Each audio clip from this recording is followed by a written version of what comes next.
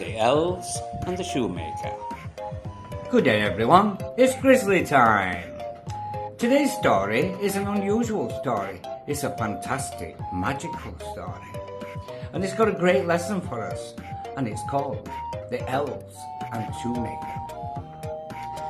There was once a shoemaker who worked very hard and was very honest. But still he could not earn enough to live upon. And all he had in the world was gone, save just leather enough to make one pair of shoes. That day he cut his leather out, all ready to make up the shoes the next day, meaning to rise early in the morning to his work. His conscience was clear and his heart light amidst all his troubles, so he went peacefully to bed, left all his cares to heaven, and soon fell asleep.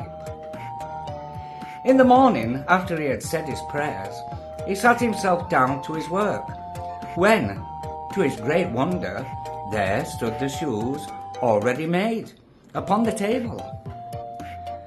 The good man knew not what to say or think at such an odd thing happening. He looked at the workmanship. There was not one false stitch in the whole job. All was so neat and true that it was quite a masterpiece. The same day a customer came in and the shoes suited him so well that he willingly paid a price higher than usual for them. And the poor shoemaker, with the money, bought leather enough to make 2 pairs more. In the evening he cut out the work and went to bed early, that he might get up and begin early next day. But he was saved all the trouble, for when he got up in the morning, the work was done already. Soon in came buyers, who paid him handsomely for his goods, so that he bought leather enough for 4 pairs more.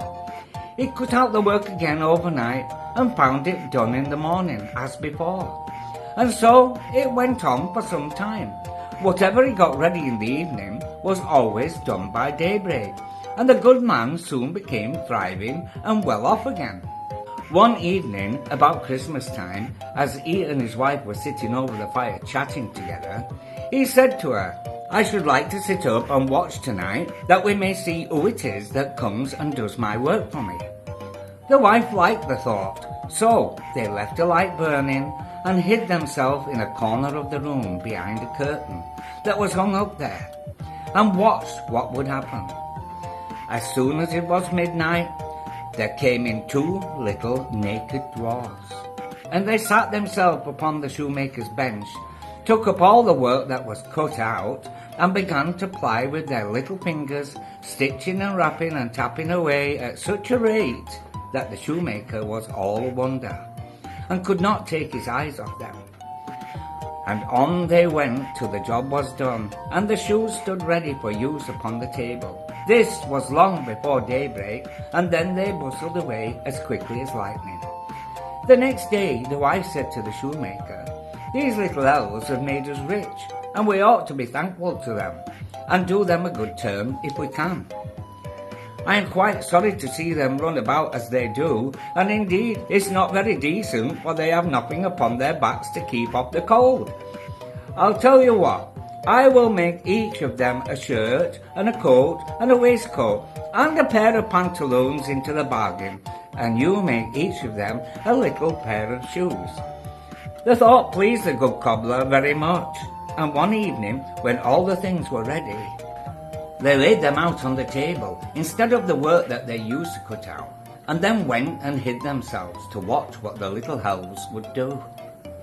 About midnight in they came, dancing and skipping, hopping around the room, and then went to sit down to their work as usual. But when they saw the clothes lying for them, they laughed and chuckled and seemed mightily delighted.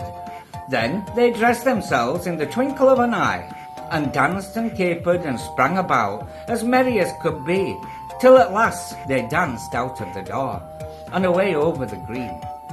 The good couple saw them no more, but everything went well with them from that time forward, for as long as they lived. So that's the end of today's story. There is a moral. Hard work is the secret to making dreams and wishes come true. If we work hard and be kind to people, rewards will come our way. This is a great story. It makes you feel happy for the shoemaker and his wife, especially as they make clothes for the elves. Well, my friends, that's it for today. I do hope you all enjoyed hearing today's story. Bye!